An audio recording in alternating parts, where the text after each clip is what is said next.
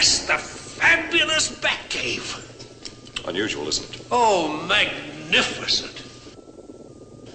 I feel as if I'm awakened in some future age. Such equipment. What fantastic ingenuity you and the boy wonder have employed in hooking it together. True. We did muster many long hours of brain power. However, this is no time for self-congratulation. Where am I? Deep in the entrails of the earth, Pauline, where every instrument has been designed to combat crime and snare its perpetrators. There are those who came to this Batcave and never left. That is true.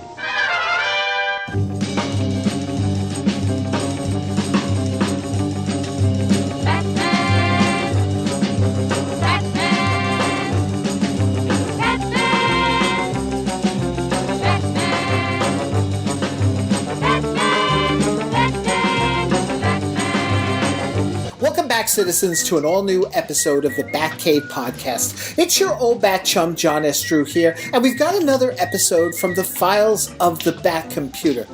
You know, thanks to my co-host in this and many other episodes, my secret Batcave is becoming more like Times Square or Times, what is it, Central, what am I thinking of?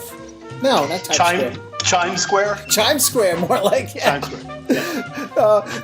Dan Greenfield, 13thdimension.com. Welcome back to the podcast. Hey, John, how are you? Good. And once again, you are bringing me another guest here to talk about something special in the Batman 66 universe. Yeah, with us today is Barry Eldridge, the creative director of Factory Entertainment. And as we have written already many times, and we've got a lot more to go at 13th Dimension, this is the company that is producing what was certainly going to be one of the ultimate Batman 66 collectibles, a high-end, beautifully sculpted tabletop Batcave model sculpture, even if you want to call it a play set, but it's an extraordinary thing that's going to be out around the end of the year. So, Barry, welcome. Thank you for joining us today. Delighted to be here, guys. Thank you for having me.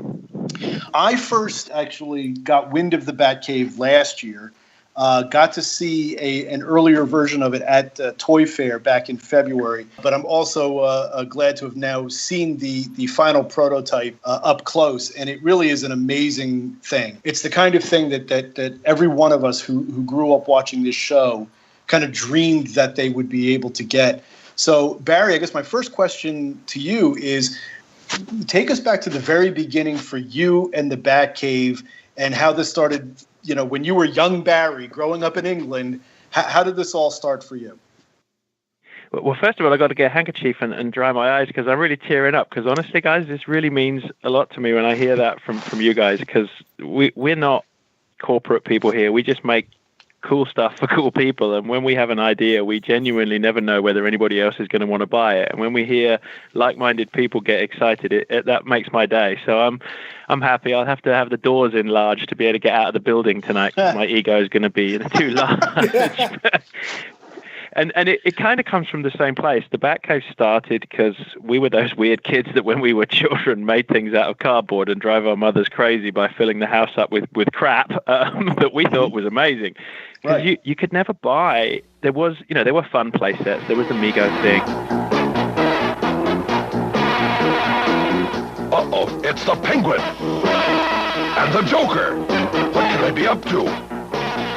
Oh no, are they going to steal the Batmobile? Can it be? Can they get away with it? Flash the bat signal. The dynamic duo will be needed here for this. I hope they see it. Success! Into action, Robin. The Batcave's computer plots the strategy. They'll need Batcycle and Batcopter for this one. Let's split up and hit them high and low, Boy Wonder. Holy Leap and Batcycle! We've got to capture those dastardly villains. Trapped at the pass!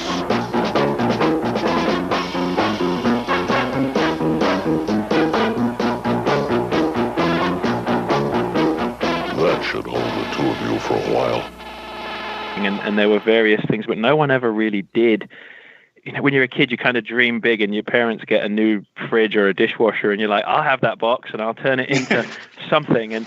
And Batcave play sets have always been just a little bit disappointing, and we always wanted to make a replica, I guess. 1-to-1 would be nice, but we don't all have palatial homes to put it in. And we always wanted to make what we call it's kind of a play set for big kids. I mean, it's an expensive play set, but that's the idea.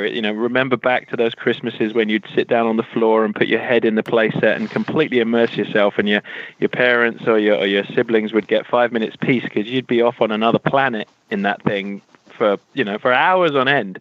And we want to try and give big kids that enjoyment as well. We don't get much fun anymore as big kids, and we really want to be able to do that. So that's where that came from. We started doing environments for various other projects. We started with Game of Thrones, and way back in the day, we actually were making Green Hornet product. When the Green Hornet movie was launched, we were doing a line of classic product, and we always loved the turntable garage with the Black Beauty on it where it flipped around. Sure. And we actually mocked up a concept to do a product that was basically a replica of Kato's garage. And it never went anywhere because the movie didn't exactly perform stunningly, and I can hear the collective groan from all of the fans when I mention the movie. It's the movie that shall not be named. But the principle was there. They wanted to try and reboot the franchise, and franchise reboots are not an easy thing, and it didn't work. So we shelved that product, but we always wanted to go back to this concept of a replica of a set. And movie sets are cool, but TV sets just have, because people saw them week in, week out, and we kind of literally sat down and said, what are the top 10 sets that if you could replicate, what would they be? And at the top of that list every single time was the Batcave, and it was always the classic 66 Batcave, because it was one of those sets that everybody knows because you saw it subconsciously hundreds of times over the episodes, and you kind of knew everything about it, and you've been in it many times, and there aren't many things like that. There are key movie sets, but they're not often seen as much as that set was. So it was always consistently at the number one position on our list. And when we started to talk to fellow fans and other people, it was always on their list too. So it was a natural choice. To bring people up to speed, because this particular Batcave has undergone some permutations and things that we've written at 13th Dimension, or we've actually asked fans, during the planning process for their input in terms of what was included, what wasn't going to be included. Taking it from the top, including the price, can you tell us exactly what fans have to look forward to? I mean, if first off, John, of course, in the show notes is going to have pictures and links back to 13th Dimension for all our features on this Batcave. But so in your mind as you're sitting here listening, if you're driving or if you're on the train and you're not looking at the pictures or whatever, think of the model being or the sculpture being exactly that view straight on of the 1966 Batcave. But tell us about all the bells and whistles, the pricing, how people can get it. Tell us what everybody needs to know there, Barry. Cool. I will do my best. This is a bit like being a mother elephant. It's got the gestation period from hell. It's taken almost 2 years to get this thing kind of ready to go, because as soon as we landed on the idea of doing the Batcave, the first hurdle we came across is that there was no one Batcave to copy. That was the immediate challenge. The thing was a live set. It was a moving beast. They changed it daily, if not hourly, from scene to scene, and it was one of the first sets built like that. It was actually quite groundbreaking because it allowed them to get close up with TV cameras back in that time were enormous, unwieldy beasts of a thing, and they could get these into the set, show them, move the set around. It was actually quite groundbreaking, and the guys that designed that, it gave us a truly believable experience. Even though it was, styrofoam and rock wall, and you felt like the Batcave was a real thing, and it was to some extent real. Challenge we had is, how do you replicate everybody's Batcave? Because if you ask 15 people, what's the Batcave like, they're going to give you ever so slightly different answers, because certain people remember certain things, and there were things that appeared in the show that were only there for the purposes of that episode, and then they vanished. Or, one of the things I love, as we started to do the research, we found out that they actually adapted the Batcave based on fan feedback. There were kids writing in saying, hey, why does this do this? And how does this do that? This breaks the laws of physics, and they would ever so slightly adjust it. And it's kind of like, now we have Facebook and we can communicate with everybody at all times, and there's instant feedback. But this was one of the first instances where the viewers of a show actually had some small hand in forming and shaping how the thing was to develop. So we kind of sat down and said, okay, we can't copy, we can't say that it was August the 12th, 1960, whatever, at 4:00. We're going to copy the overarching Batcave that represents how it was for most of its time on screen. So we sat down, we analyzed everything we could find. It required us to sit down and watch the DVD for hours on end. The Blu-rays were a godsend to us, to be honest, because there are blueprints and they do exist, but where they are, and Bat fans, please tell us, because we tried to find the damn things for months. That was something I was going to ask you. I'm did you guessing ever they're get to rolled see up that? in somebody's grandma's attic, because we saw pictures of them, and they were when sadly when the studio had its grand clear out and they kind of garage sailed everything off. They are out there somewhere, guys, and one day we'd love to track them down, because this thing was built. I mean, it was built properly by hand by carpenters and plasterers, and so yeah, there absolutely are blueprints out there somewhere, but they're not in the Warner Brothers archive, and they're not in any discernible archive that we can find. So we had a couple of copies that had been Ronia copied and Gestetnered and photocopied and really, really, really distressed. But we had enough information to start building from the ground up. So that's what we did. The piece is very important, because at the end of the day, the one thing that it's designed to do is to be the garage for the Batmobile. So the thing we started on was, what Batmobile are we going to put in this thing? So that was actually, after thinking about the basic planning, is what are we going to build it around? So we settled on the 1/50th scale die-cast for two reasons. One, selfishly, I used to work for Corgi, and way back in the day, that Corgi Batmobile was the Batmobile. There were others, and there were big ones and small ones, but for most people, that fist-sized Batmobile was the one that everybody had, and it was the one that came with the trailer and the helicopter car and all the cool accessories. So that was my personal favorite. So hands up, guys, if you wanted it 1/18th or 1/43rd or 1/112th, tough. I stuck 1/50th because that's the one I love. Well, I'm glad you did, because for me that was my first Batmobile also. And it was most people's, wasn't it? Yeah, I think so. I mean, I have, and my first Batcave was, and you mentioned cardboard earlier, was a shoebox. Before Mego, and my all-time favorite Batman toy still is the Mego Batcave. Even though it's not exactly the TV show, it was basically a combination of the TV show and the comics. But when I was, before that, I had my Mego Batman and Robin with the Batboat, and I had I would take a shoebox and I would make a Batcave out of it. And what I imagined was this Batcave that you've built, and it's an amazing thing to see up close. So to even be able to put a Corgi Batmobile and to have it fit just so right, in the center of this thing, it adds a whole new dimension. I'm so glad to hear I'm not the only one, because that's what I did too. And yeah. And then the nice thing about that scale was, for all of our mothers and grandmothers who threw our die-cast away, Hot Wheels went ahead and reissued it years later. So you can pick that thing up for a couple of bucks. It's not the hardest thing to find. And we looked at other scales, and we seriously looked at a 1/18th, but the damn thing would have been 5 foot wide by about 4.5 feet deep. Yeah. Watch this space. If there's enough people out there who want that one, maybe we'll go to that one next, because you never know. But space is important as well. We've all got this sickness. It's an addiction, and we get all this stuff, and you soon end up with just more stuff than you know what to do with.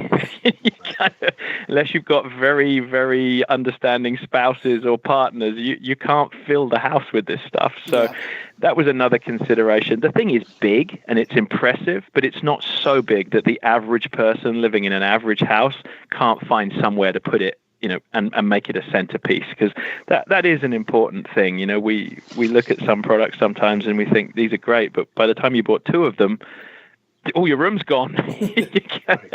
It is tricky, and we're in this for the long term. I call it a sickness because that's what it is. It's kind of an addiction. You don't want to just drip in and out of this and buy the odd thing. You want it all, and you want to have it all, and you want to put it in a room or a display area. So that was why we picked the scale. So then we went to a really talented sculptor called Kyle Millard, who we've used many, many times, and he has some architectural experience. He has a very wide skill set, which makes it important for us, because doing a product like this is really hard. It involves a multitude of skills. There's some artistic skill, there's some planning of depth and size, there's an understanding of production, because the other thing we had to do was make it manufacturable. And this, we want to make a point of this.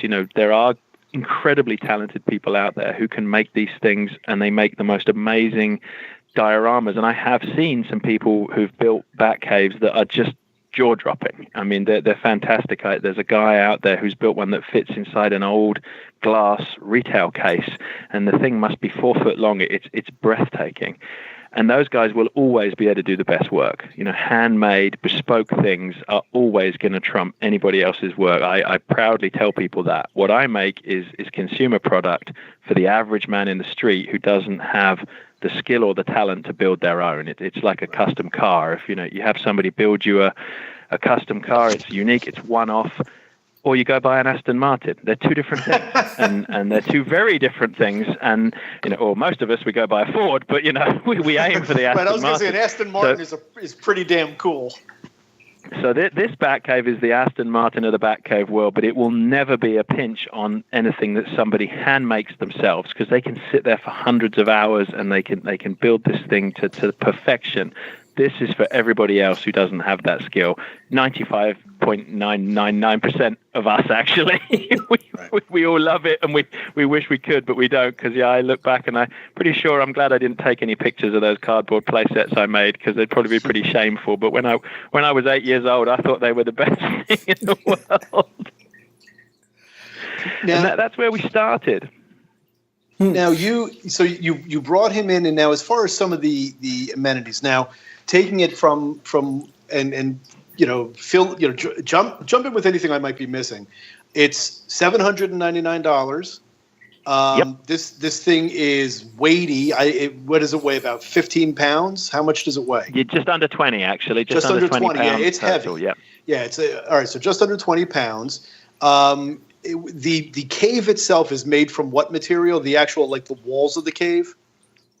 The walls and the floor are polystone resin, polyresin. So it's a plastic material, but it has a cold sort of stone-like effect. And then most of the interior is either polyresin or plastic. Some of the smaller, fragile parts are metal. The railings and the piping are cast metal.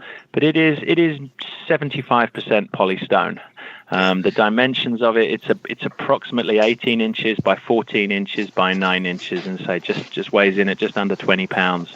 It has all of the features that you saw most of the time in the Batcave. The atomic pile is there, the computers are there, the hydraulic bat poles are there. We included the door, and it has the turntable for the Batcave. We've used a little bit of kind of Hollywood magic to try and create the effect, because obviously in real life the Batcave was in one location, and the entrance door was miles away across town in the hills. So we've used a little bit of sort of forced perspective to allow you to drive the Batcave out of the Batmobile out of the Batcave and then onto the entrance ramp. So we have the little hidden doorway that you can take in and out. We have the Gotham City sign there. We have the little crash barrier and some trees, because we wanted to create something that most people are going to want to bring the Batmobile in or out of the cave. It's kind of one of the most important things. So that's all there. Everything is not there. We couldn't cram everything in. And again, I'll kind of pause for a minute and go back to that price, because $799, it's a hell of a lot of money. And we're not shy about that. We realize that this is not for everybody. That's what these things cost, guys. I wish I could sell it for $100, but I'd have to make 15,000 of them, and there aren't 15,000 people out there, sadly, who want a TV series 66 Batcave. I wish there were, because we would make it, but there just aren't. You know, we're a fairly small group of like-minded enthusiasts, and this thing's going to be really, really limited. One of the things we want people to get on this is up for pre-order now, but on the 30th of September this year, the pre-order will close. And however many orders we have, that's how many we'll make. It's looking like we will be somewhere in the 250-piece region. That's what we'll be manufacturing, and it'll be somewhere between 240 and 260 pieces, unless there's a really big last-minute push for this. So this thing is going to be quite the scarce piece. Each one will be hand-numbered. They are handmade, even though they are, in quotes, mass-produced. This thing is not a Hasbro playset. You know, we're not making tooling for this. Each piece of this will be hand finished, hand painted, and when they're done, they will be quite scarce. Well, one of the things about the set also is that it lights up. Now, when along the whole process did the idea, hey, let's light this thing up? The TV show, I mean, part of it, I'm not going to mince words here. Dan and the guys at 13th Dimension are kind of responsible for that, because it was great, but there was just a bit of magic missing, and that's one of the things that the TV show had. It had that magical, and it sounds all kind of, you know, bleary-eyed and hippie crap, but it had a 60s aesthetic. Yeah. And the more we watched the Blu-ray, the more we realized that it was the lighting. Yeah. And I find it fascinating when you really think about it, that probably 90% of the viewing audience at the time couldn't watch it in color. They were watching it on black and white on a crappy TV that was probably no bigger than, 18 inches was probably the biggest you could watch it on. And yet they spent all this time and effort lighting it to have this very unique look. And it wasn't to make it look better in black and white. It's not actually been explained to me why they spent the time and the money, but it's so cool that they did. And then, of course, when we saw it in color for the first time, it was like, boom, it was like that moment in The Wizard of Oz where it switches from black and white to color. And people, I wasn't old enough to have been there at that time, but it must have blown people away to go, Jesus, look at this. It's got that look to it. And what we discovered was that was the lighting. They washed the walls with light. They had color changing light. It was a real labor of love. The lighting guys on that show, they deserve all the accolades they got. Because, again, they were lighting it back in the 60s with par cans that had to be powered by cables as thick as your leg and dragged across the floor. There were no LEDs. There was serious work by serious guys that got dirty and probably, electrocuted themselves on many occasions. And they did this all on a live set full of actors that was moving. One of the things, you sit there and you watch the Blu-ray, the computers are all twinkling. And to us now, with iPhones and everything else, it's kind of passé. And then you think, shit, some guy actually wired that damn thing up with bulbs. And on the back of that thing was probably a hydra's nest of wiring that actually made it do that. But one of the beauties of the Batcave set was all of that work goes kind of unnoticed. You see it, but it's just there in the background. It's like the magic of television. If it wasn't there, you would really notice it. And when we didn't have it in the model, it stood out to us like it's missing that animation. So we've tried to cram as many lights as we can in. There's 16 different color change LEDs. There's color change inside the atomic pile. And one of the problems that we discovered with the scale we picked makes it a great size. It makes it convenient. Trying to light those computers when they're an inch wide, I think I've lost many hairs out of my head trying to get there. But we think we pulled it off. We came up with a way to try and get light into as many of the machines as we can. And when you dim the lights in your room and you turn it on, there's just a bit of magic that happens. It's twinkly lights, and they transport you. Yeah, Barry, to second that, one of our first conversations when I asked you about the Batcave, I did ask you, because it was something that really struck me, particularly as you mentioned on the Blu-ray. Most of us grew up watching this show, washed out reruns on television, particularly as the years went on. And then for those of us who, before they put it out on DVD and we all bootlegs, before we were able to actually get the real version, when you turn it on the Blu-ray, it pops. And you really notice you not only notice the color, how bold because I used to think of the shows in pastels, but no, those colors are really, really bold, and you really do notice it in the Batcave in ways that maybe you just weren't, you just weren't, pardon the phrase, tuned into because of the quality of the image. So having the color changes in this Batcave model, to me it's striking. And when I was working up the reviews that we're publishing at 13th Dimension, both stuff that your listeners, John, may have already seen, and stuff that we still have coming, it's fun to actually play around with the lighting elements because you have two different kinds of light switches. That's the other thing that's worth noting for people. It does operate on battery power, but I know that you're also going to have you'll be able to use a cord if you want to. You'll have an adapter so people can use it, if they want to plug it into the wall. So I was messing around with it with the batteries, and it's got different switches. So in one case, you can have the Batcave, the lights that are in the general Batcave off, and just the computers on, or vice versa. And you really can play around with angles and lighting and the atmospheric light or the ambient lighting in the room that you're in to really come up with some really, really interesting looks. And like you say, you're acutely aware that this thing is on your tabletop. But when you play with the lights in a certain way and certain angles, it really is amazing how often you really look or feel like you're looking into that world of 1966. And you mentioned how difficult it was to light those the Batcomputer pieces. It's amazing how well that comes off. It's amazing to me because they really the lights are in different syncs, so it's not like they all blink on and off at the same time. They're on slightly different circuits, so it really gives that feel that they're all doing their own thing. It's an amazing achievement that you've done in that kind of miniature.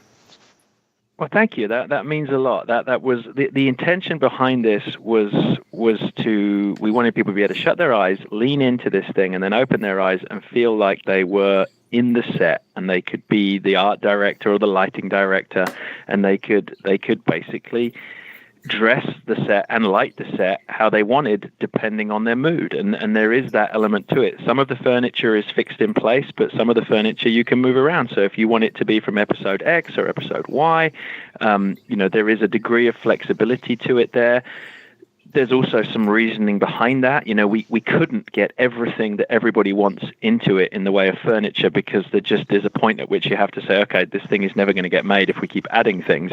But we would like to look in the future at the possibility of having add-on accessories for this, potentially additional pieces. The sky is potentially the limit, but to get that praise from you is really, really, honestly, I'm kind of speechless.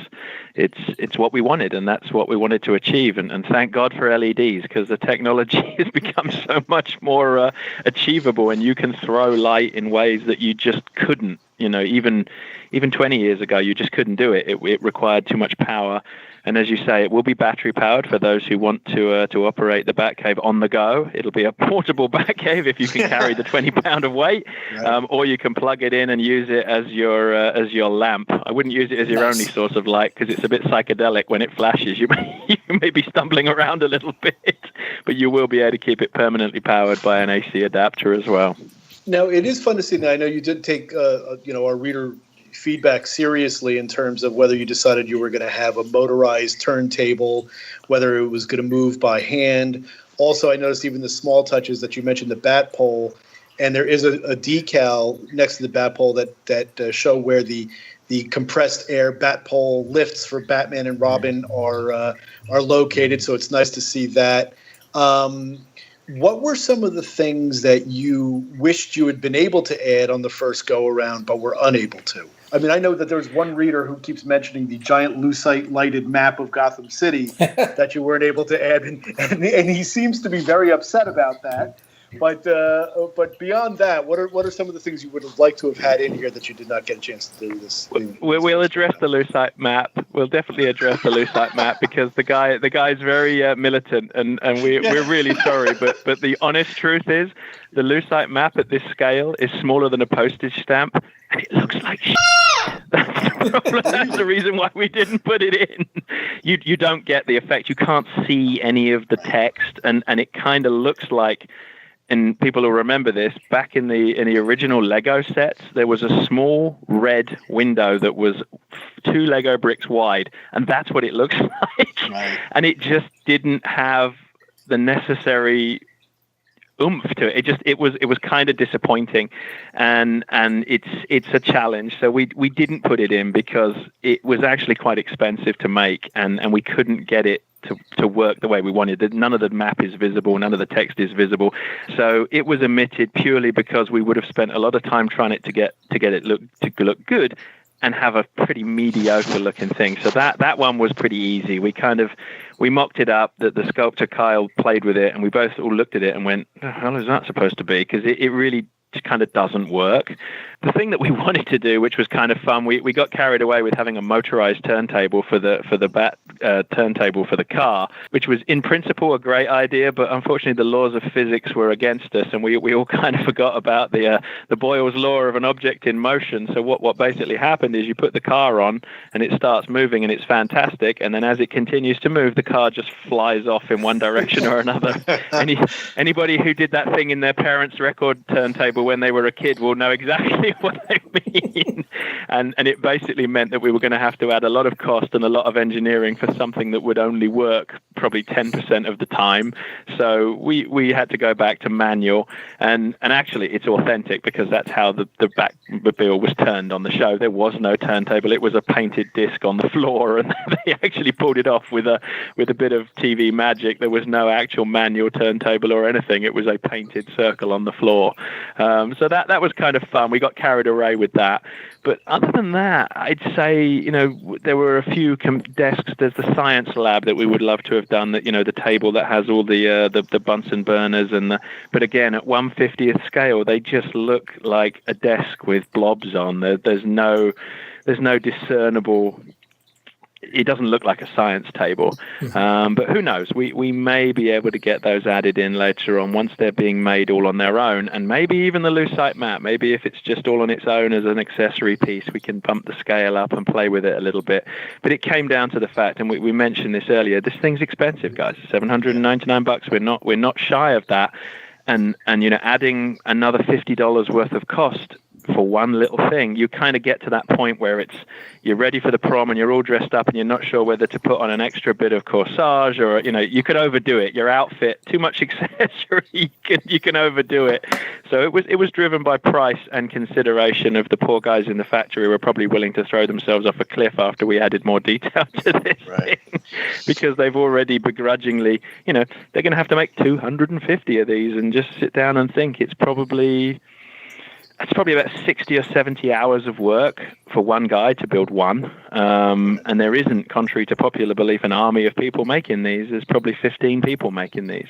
And there's a point at which, gilding the lily, I guess, is the trap we don't want to fall into. But other than that, we managed to get most things in there. I fought like mad for a tiny little miniature Alfred with a feather duster, but that wasn't going to happen. But that was just me. Well, you do bring up the fact that it's when the bat. We talked about the 1/50th scale. The Batmobile is not included. You have to put your own Batmobile in there, regardless whether it's a Corgi or a Hot Wheels or whatever other one you might have. And there are no miniature figures either. Now, I know that a lot of that has to do with licensing issues, and different companies have different licenses. But as far as that possibility, is there any hope for fans as far as eventually being able to get an official Batmobile that would go with this, or Batman and Robin figures, or is where does that stand? Well, watch this space. We hope so. This is almost kind of one of those, if you build it, they will come things, and you hit the nail right on the head there. There are some other fine companies out there who have, and it gets down to the boring business side of licensing. If I have the license for X, you can't make it. And if you have the license for Y, I can't make it. And there are some people out there who have licenses for miniature figurines. So there are various gameplay pieces and various things. As an accessory to the Batcave desktop sculpture, we are 90% sure that we are going to be able to make something next year. We've had a verbal yes from the fine folks at Warner Brothers, and it really just depends on one of two things. After the pre-sale closes, if we have enough, if we're only selling 250 of these, it's logistically quite difficult to restrict the sale of them only to people who own a Batcave, but it'll be kind of like that. It'll be a little private members club kind of thing. So figures, yes. The vehicle, no. There is no point in trying to outdo the great work that the people at Mattel do with the Hot Wheels line.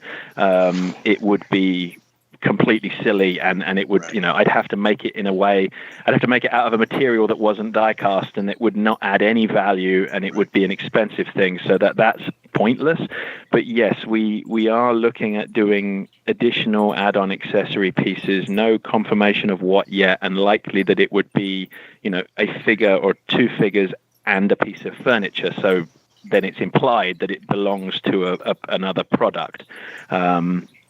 But who knows? We may sell through these on September the 30th, and then everybody may say, you know what, we're all happy. It will be fan feedback. So the answer really is, guys, when you get your Batcave, tell us what you want to see. And if there's a consensus of opinion, and if 200 people tell us they want 200 different things, it's going to be a challenge. But if we get a consensus of opinion that people want to see X, Y, and Z, we will listen. We can't listen to everybody. We can't reply to everybody, but my email is on our website. People can contact me. I'm not in an ivory tower. They can tell me what they think and tell me what they like, and more importantly, tell me what they don't like. We'd actually prefer to hear what we got wrong, so that we can get it right next time. But yes, I want to see it, and I'm fighting for it, and I'll keep fighting the good fight. So a year from now, let's see if I manage to pull it off. Hey. Right.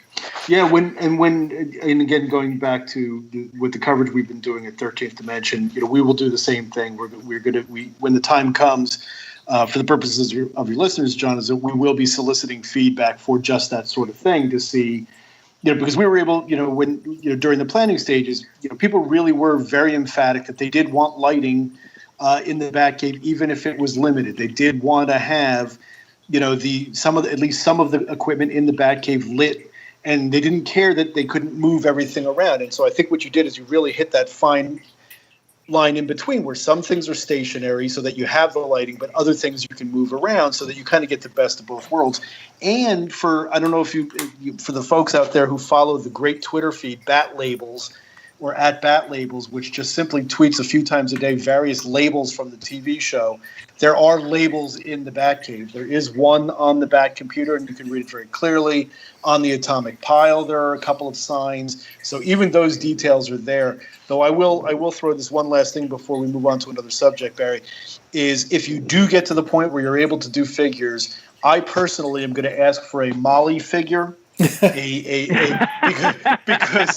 nobody has made her, and if you've got an atomic pile on your hands, all I have to say is it would be a way to go. Yeah, it would be criminal not to, wouldn't it? It would be criminal not to, yes. It would be what a way to go. She deserved her moment. She deserved her moment in the sun. Yes, and there is enough room to fit a little figure up there, so, what a way to go. Her attorney is now listening, intently writing me a letter. Exactly. John, what else did you have on your mind as far as the Batcave goes? Well, you got me thinking about signs in the Batcave, and suddenly I just had this one vision. It was always something that fascinated me as a kid, was the little sign saying service elevator for Alfred. I don't know why. Just popped into my head. Yeah, he wasn't allowed a pole. They figured he couldn't use the pole. Now, you've caught me, and you've caught me with my pants down. That's one that isn't there because that part, actually, the Batcave terminates just kind of a foot shy of where that part would have been. We cut the front off at kind of an artificial, there's like a fourth wall, if you like, at the front of the cave. Right. Because one of the things we noticed on the production was that the cave itself, there was a large area at the front. In front of the turntable that was used for filming quite extensively, that was about 10 or 15 feet deep. And what it would have done is it would have made the model, there would have been too much in front of the turntable and you wouldn't have been able to reach in, because that's one of the other considerations. And sales of tiny little tweezers and things are going to go up, because actually getting your hand into this thing, if you've got great big hulking murderer's hands like I've got, it's a bit of a challenge. It was much easier when you were 5 and your hands could fit down the little gap. Now Alfred's elevator is sadly not there, but Alfred doesn't get the love he deserves. That's you can tell where I grew up. So every time I saw Alfred, it was like, yay, he's one of us. I think I did fencing classes as a kid because of Alfred. Oh, really? Did you that's my favorite episode. Fireplace poker, right? With him jousting. Yeah, Alfred's fencing classes. Yeah, that's and we must give a shout out to the guy at Bat Signs, because his labor of love was invaluable to us. He had imagery of signs that honestly he must be using black magic and voodoo, because even on Blu-ray grabs I couldn't get grabs of the signs. So I don't know how he's managed to get some of those, but they were absolutely invaluable to us. Yeah. It's and for your listeners, if you don't follow at Bat Labels, every time one of them pops up, it brightens your day for just the 10 seconds it takes to read the tweet. It's just so funny. And again, I keep thinking he's going to run out of them. And believe me, there are so many more than you even thought because there's just a ton of them. Now, Barry, speaking of the bat poles and the elevator and all of that, what are the chances that at some point we would get a Bruce Wayne study? Now, having seen this, it doesn't seem like there would be any readily available way to, say, put a Wayne Manor on top of this thing. I think that seems to be structurally impossible. But is there any thought to doing something like a Wayne Manor, or even something like Batgirl's, apartment / hideout, or any of the layers that the famous ones for the villains, or what are the chances of that? Yes, is the answer. There are chances. We are literally sitting down already. It seems weird because the product hasn't even shipped yet, but for us it's kind of finished. The production is being done right now. People are busily working away and painting away on this thing. But for us, we're kind of thinking about the future. So yes, there's no definitive plans for anything yet. What we plan to do is deliver these to people and then ask them, what next, guys? What do you want to see? And probably in the form of an online poll, which we may ask for your good services and help on. But we'll probably pick, 4 or 5 things and go with the one that is the most popular. And I suspect it will be the office or the study, but you never know. I mean, it could be, who knows? It could be anything. The public is, the public wants what the public gets, and they will vote with their feet, as it were. Whether or not, if we do the study, whether it can sit on top of the Batcave, people will notice when they get it that the top has been leveled off for a reason, because we wanted the ability to possibly, and it wouldn't be architecturally correct because theoretically it should be levitating kind of off the side in midair. But I think people might be able to deal with the kind of suspension of reality, but it could sit next to it. That's the idea. So yes, there is every intention to do more things, but I can't do it if 5 people want one, because I just can't make it work commercially.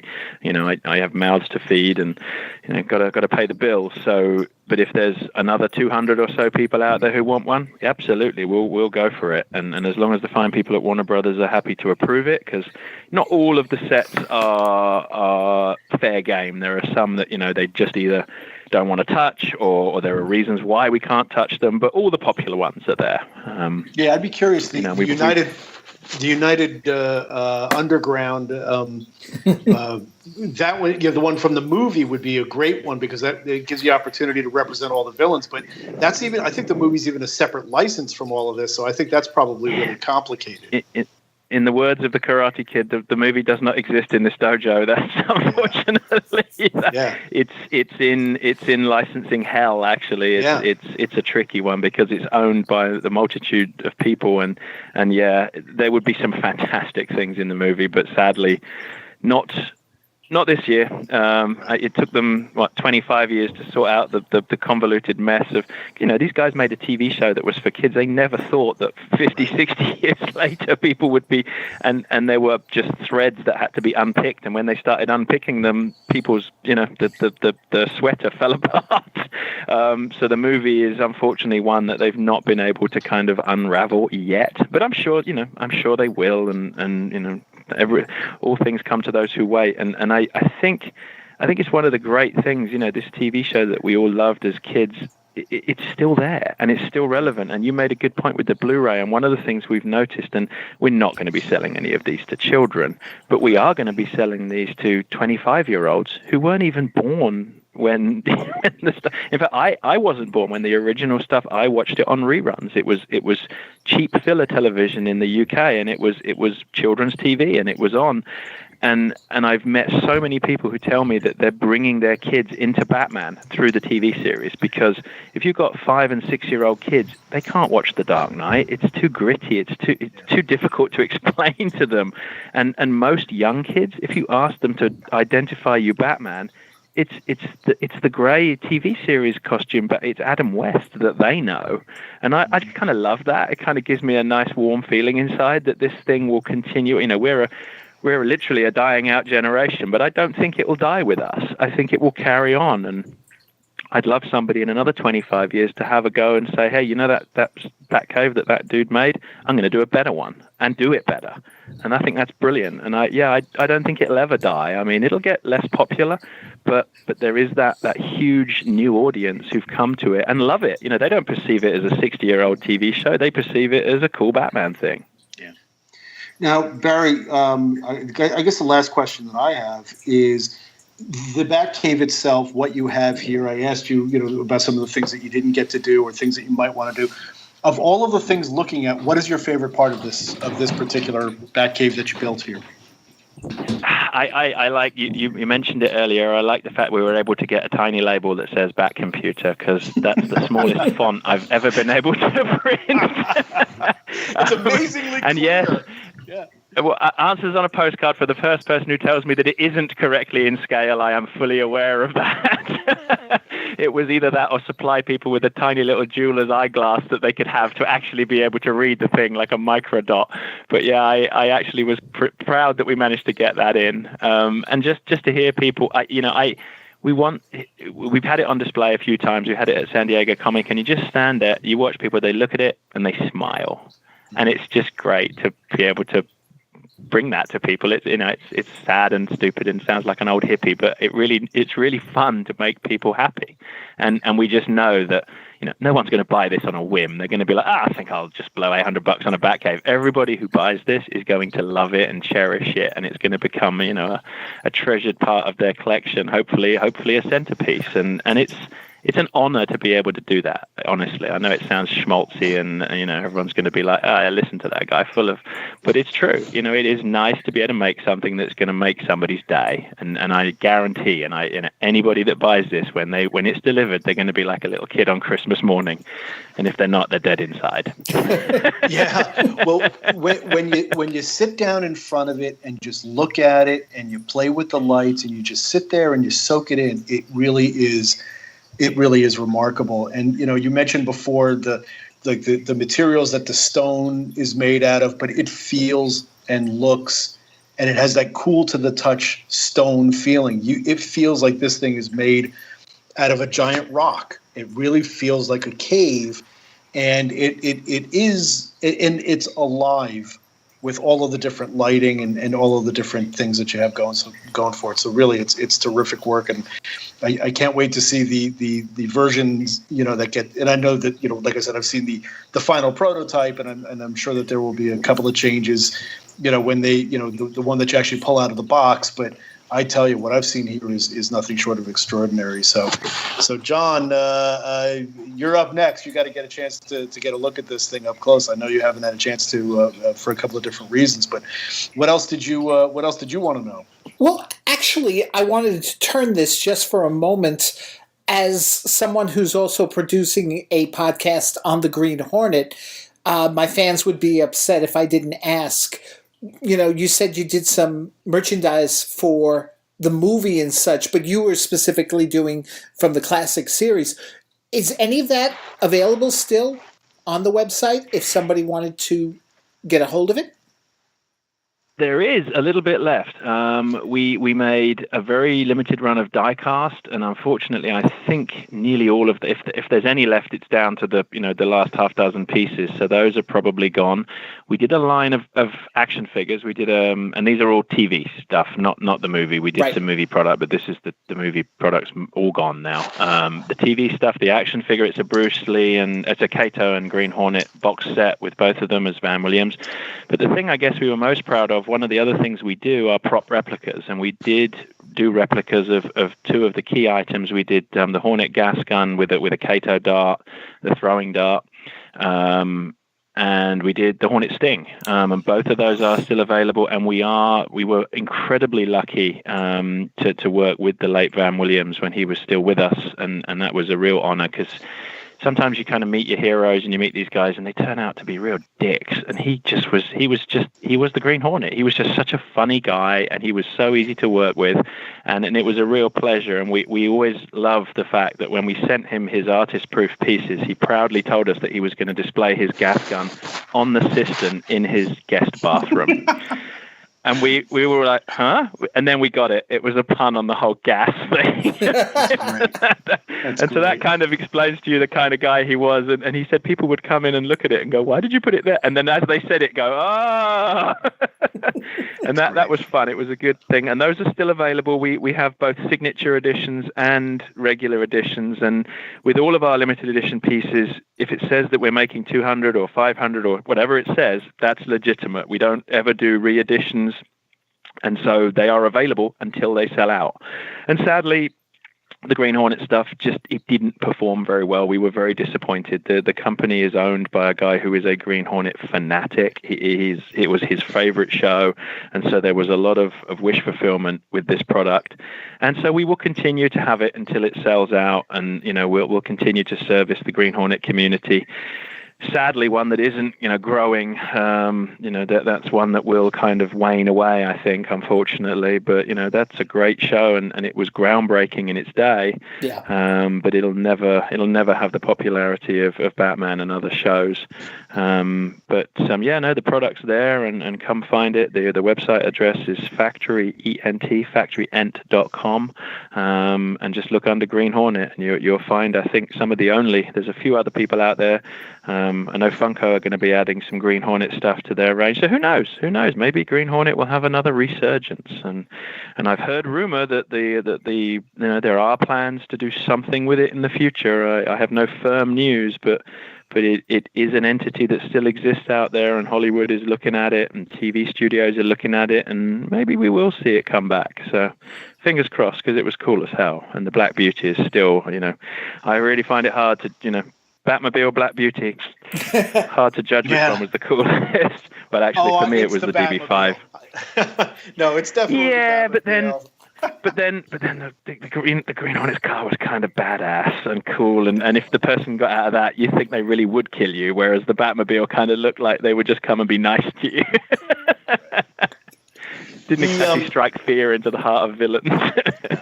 But you mentioned, and also for the purposes for your listeners there, John, there is some Green Hornet 66 going on right now. Dynamite Comics is producing a Green Hornet 66 comic. Yeah. Right now it's a crossover with the Spirit. So it's Green Hornet 66 meets the Spirit, much in the same way that DC over the last few years has been doing crossovers of, Batman 66 with, fill in the blank, whether it's the UK Avengers or the Man from U.N.C.L.E. or the Green Hornet, as a matter of fact. Yeah. Yeah. And they are cool. I've read a couple of those, and they've done some great work. And he'll never die out because he's got an underground following. He's definitely a cult title. Yeah, definitely. The only thing I would just really love to see is them do a DVD release of the series, so we weren't counting on, heroes and icons to rerun them or YouTube. Yeah. Yeah, I don't know what the status of that is. I know it was discussed at the time of the movie, and nothing happened. And it is in a similar scenario to it took forever to get the legal rights for the Batman Blu-ray to be unraveled, and it is not as mercurial or complicated for the Green Hornet. But there is somebody somewhere has to do some spade work and dig this thing out. And yet, as far as I know, there's no immediate plans for that, which is a shame because that will allow, as you said, that you've got to rely on reruns or the really terrible bootlegs that are out there. Yeah. Well, Barry, thank you very much for taking time out to talk to us about the Batcave. It was an absolute honor, guys. I'm delighted. I'm glad to have been here, and I hope I haven't taken up too much of your time, and your listeners are not thinking, what in the hell is this guy on? No, I believe me, I could have gone on for another hour or so, but your listeners are going to only have so much patience. So I really appreciate the time, Barry. This was great, and certainly we'll be speaking again. Thank you, guys. Honor and a privilege, gentlemen.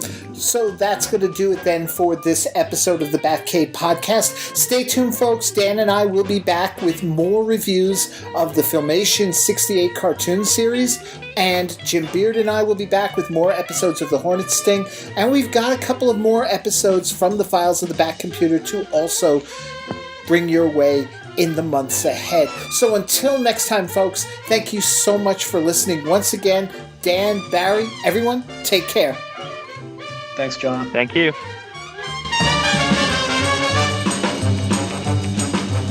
Thanks for listening, chums. I don't have a bat phone, but you can contact the Batcave Podcast through its Facebook page, Twitter, email at thebatcavepodcast@gmail.com. Subscribe to the podcast via Libsyn.com. That's LIBSYN.com. Or through iTunes. The Batcave Podcast is part of a series of pop culture podcasts from the Chronic Rift Network. Find them at chronicrift.com. So until next time, citizens, same bat time, same Batcave Podcast.